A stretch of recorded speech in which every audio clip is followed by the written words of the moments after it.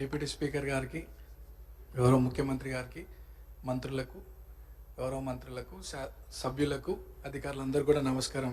Speaker sir, first time మాట్లాడుతున్నందుకు చాలా హ్యాపీగా feel అవుతూ మీకు ధన్యవాదాలు తెలియజేస్తూ, గత 2 సంవత్సరాల క్రితం ఇదే సభలో గౌరవ ముఖ్యమంత్రి గారు ఒకానొక సందర్భంలో పేరు ప్రస్తావించడం, 2 సంవత్సరాల లోపే ఇక్కడ ఈ సభలో తోటి సభ్యుడిగా రావడం చాలా అదృష్టంగా, గౌరవంగా భావిస్తూ అధ్యక్ష, మా సామాన్య కుటుంబం నుండి వచ్చినటువంటి నాకు ప్రజాసేవ కల్పించే అవకాశం కల్పించినటువంటి మా ముఖ్యమంత్రి గారికి, కాంగ్రెస్ పార్టీ పెద్దలకు ఈ అవకాశాన్ని స్వాగతిస్తూ, మా ప్రాంత ప్రజలందరూ కూడా నన్ను ఆశీర్వదించి సభకు పంపించడం వల్ల అందరికి కూడా మనసారా కృతజ్ఞతలు తెలియజేస్తూ, సార్ ఈ సభలో మాట్లాడే ప్రతి మాట, ప్రతి అంశం కూడా ప్రజల జీవితాలతో ముడిపడింది కాబట్టి సభ గౌరవిస్తూ, సభ మర్యాదలను పాటిస్తూ ముందుకు సాగుతానని, మా ప్రాంత ప్రజల యొక్క సమస్యలు పరిష్కరించడానికి గౌరవ ముఖ్యమంత్రి గారి ఆశీస్సులతో, సలహాలు, సూచనలతో మా ప్రాంత ప్రజల సమస్యలు పరిష్కరిస్తూ వారి సంక్షేమ అభివృద్ధి కోసం సాగుతాను ముందుకి.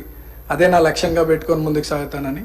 అట్లానే మా ప్రాంతంలో కృష్ణానగర్ అనే ఒక ఏరియా ఉంది సార్. దాదాపు 30-40 సంవత్సరాల నుండి అక్కడ వర్షాకాలంలో చాలా వర్షం వల్ల చాలా ఇబ్బందులకు గురవుతున్నారు ప్రజలు. మా మంత్రులు అధికారుల దృష్టికి తీసుకెళ్ళినారు. అది పని కొద్దిగా ఆలస్యం అవుతుంది, తొందరగా పూర్తి చేయాలని ఒకటి సభ ద్వారా కోరుకుంటున్నాను. అట్లానే హై టెన్షన్ లైన్స్ మా ప్రాంతంలో ఉండడం వల్ల పదుల సంఖ్యలో ప్రజలు చనిపోయినటువంటి విషయం పూర్వంలో, అది కూడా అధికారుల దృష్టికి తీసుకెళ్ళినారు. అది కూడా అండర్ గ్రౌండ్ కేబులింగ్ ఫాస్ట్గా చేస్తే ఆ ప్రాంత ప్రజలు సురక్షితంగా ఉంటారనేది ఒక సందేశం మీ ద్వారా అందిస్తున్నాను అధ్యక్ష. అండ్ చాలామంది పిల్లలు కూడా అక్కడ చదువుకొని 10th తర్వాత ఫైనాన్షియల్ ప్రాబ్లం వల్ల చదువుకోలేని పరిస్థితి. సో అక్కడ ఒక ఇంటర్మీడియట్ అండ్ డిగ్రీ కాలేజ్ కూడా వస్తే బాగుంటుందని ఒక అభిప్రాయం తెలియజేస్తూ, నాకు ఈ అవకాశం ఇచ్చినటువంటి మీకు థ్యాంక్స్. సభ్యులు చెప్పిన అంశాలని నోట్ చేసుకోవడం జరిగింది అధ్యక్ష. శ్రీ కేఆర్ నాగరాజు గారు. ధన్యవాదాలు అధ్యక్ష.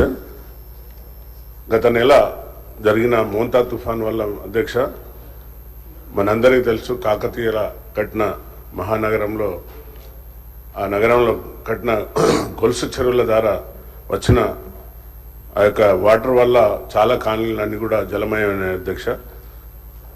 గౌరవ ముఖ్యమంత్రి గారు తక్షణమే వరంగల్ నగరాన్ని విజిట్ చేసి తగిన సూచనలు ఇచ్చే అధికారులకు, అలాగే ఎవరైతే బాధితులు ఉన్నారో వాళ్ళందరికీ కూడా 1 నెల రేషన్, అలాగే హౌస్ హోల్డ్స్ అందరికి కూడా 15,000 చొప్పున ఇవ్వడం జరిగింది అధ్యక్ష. అలాగే మరణించిన వారికి కూడా 5 లక్షలు ఇవ్వడం మేము మా తరఫున, మరి వర్ధనపేట నియోజక తరఫు నుండి కూడా ధన్యవాదాలు తెలుపుతున్నాను అధ్యక్ష. ముఖ్యంగా అక్కడ గోపాల్పూర్ చెరువు అని ఉంటుంది అధ్యక్ష. అది దానివల్ల ఆయకట్టు అంటే అందులో అన్యాక్రాంతం అయిపోయింది ఆ చెరువు అంతా.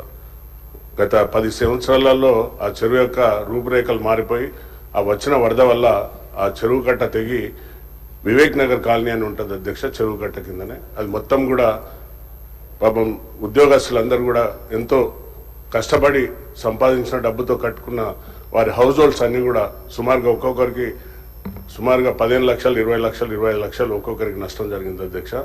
కాబట్టి దయచేసి మీ ద్వారా ఇరిగేషన్ మినిస్టర్ గారికి, అలాగే మా యొక్క ముఖ్యమంత్రి గారికి తక్షణమే ఆ గోపాల్పూర్ చెరువును రిట్మెంట్ చేసి శాశ్వత పరిష్కారం చేయాలని కోరుకుంటున్నా అధ్యక్ష. రెండో విషయం, సభ్యుడు మాట్లాడుతూ బాంబులతో పేల్చేస్తున్నారని అసత్య ప్రచారాలు ఇక్కడ కూడా మాట్లాడడం సిగ్గుచేట అధ్యక్ష. దాన్ని వెంటనే తొలగించాలి అధ్యక్ష. రికార్డులోకి వెళ్ళి తొలగించాలి అధ్యక్ష. భాష మంచిగా మాట్లాడమని సభ్యులు చెప్పిన అంశాన్ని నోట్ చేసుకోవడం అధ్యక్ష. శ్రీమతి కోవాలక్ష్మి గారు.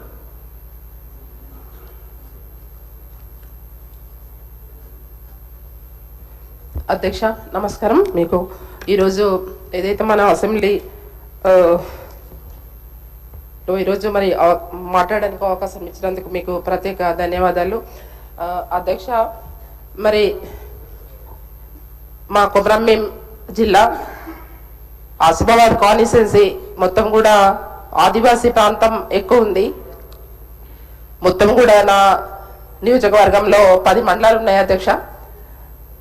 ఇప్పటి వరకు మరి కాంగ్రెస్ ప్రభుత్వం వచ్చి ఇప్పటి వరకు మరి 2.5 సంవత్సరాలు అయినా కూడా మరి మెయిన్గా రోడ్ సమస్యలు చాలా ఉన్నాయి అధ్యక్ష. ఏదైతే ఆసిఫాబాద్ నుంచి ఉట్నూరు వరకు రోడ్డు చాలా ఇబ్బందికరమైన పరిస్థితి ఉంది అధ్యక్ష. రోజు యాక్సిడెంట్లు అవుతున్నాయి.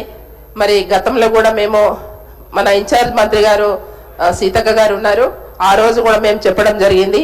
మరి ఆ రోడ్డు పూర్తిగా మరి రిన్యువల్ రీబీటీ చేయాలని కూడా మేము చెప్పడం జరిగింది అధ్యక్ష.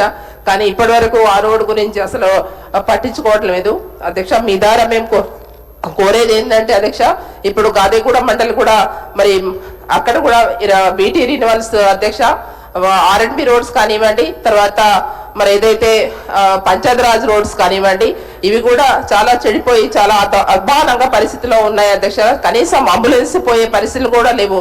ఏదైతే గాదిగూడ మండలం నుంచి కూడా మారుగూడ నుంచి కొలమ్మ వరకు కూడా చాలా ఇబ్బందికర పరిస్థితి ఉంది. ప్రజలు చాలా ఇబ్బంది పడుతున్నారు. కాన్స్టిట్యుయెన్సీ అక్కడ ఏ ఎమ్మెల్యే ఉన్నారని కాదు, అధికార ఎమ్మెల్యేలకు ఒక రకంగా, మరి ప్రతిపక్ష ఎమ్మెల్యేలకు ఒక రకంగా కాదు అధ్యక్ష. ప్రజలని దృష్టి పెట్టుకొని మీరు పనిచేయాలని మీ ద్వారా మరి ప్రభుత్వానికి కోరుతున్నాం అధ్యక్ష. ఏదైతే మన అధ్యక్ష ఇప్పుడు మనకు మన ప్రాజెక్టు విషయం వస్తే అధ్యక్ష, కొమరంభీం ప్రాజెక్టు మరి చాలా రోజుల నుంచి డ్యామేజ్ ఉంది.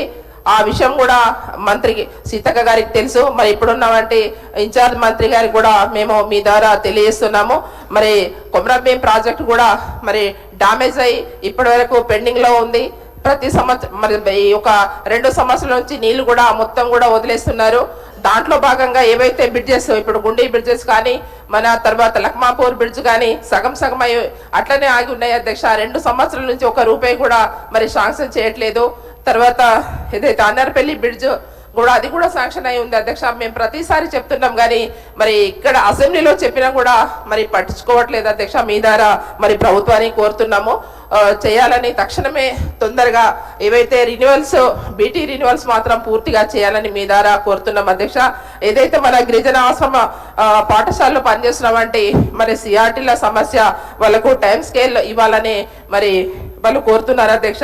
ఎందుకంటే పాపం వాళ్ళకు ప్రతి నెల సాలరీస్ కూడా రావట్లేదు. 8 నెలల నుంచి సాలరీస్ పెండింగ్ లో ఉన్నాయి అధ్యక్ష. వారికి కూడా ఇవ్వాలని కోరుతూ మరి ఇంకా చాలా సమస్యలు ఉన్నాయి అధ్యక్ష. అవి కూడా మీరు ఇప్పుడైతే మేము చెప్పిన సమస్యలు అయితే ఖచ్చితంగా మరి తొందరలో ఇక్కడ అసెంబ్లీలో మాట్లాడినా కూడా మేము అక్కడ కనీసం ఏ స్పందన లేదు. మరి ఇప్పుడు ఇన్ఛార్జ్ గారు మంత్రి గారు మరి జూపల్లి గారు ఉన్నారు, వారి దృష్టికి మీ ద్వారా తీసుకెళ్తున్నాము. ఇంకోటి అధ్యక్ష, ఏదైతే మాకు ఎమ్మెల్యేలో గెలిచిన తర్వాత మరి ఎక్కడ కూడా కాన్స్టిట్యుయెన్సీకి వెళ్ళినప్పుడు చాలా ఎమర్జెన్సీ మరి అక్కడ సమస్యలు ఉన్నప్పటికీ మాకు సిడిపి ప్రతి సంవత్సరం కూడా ఇచ్చేది అధ్యక్ష.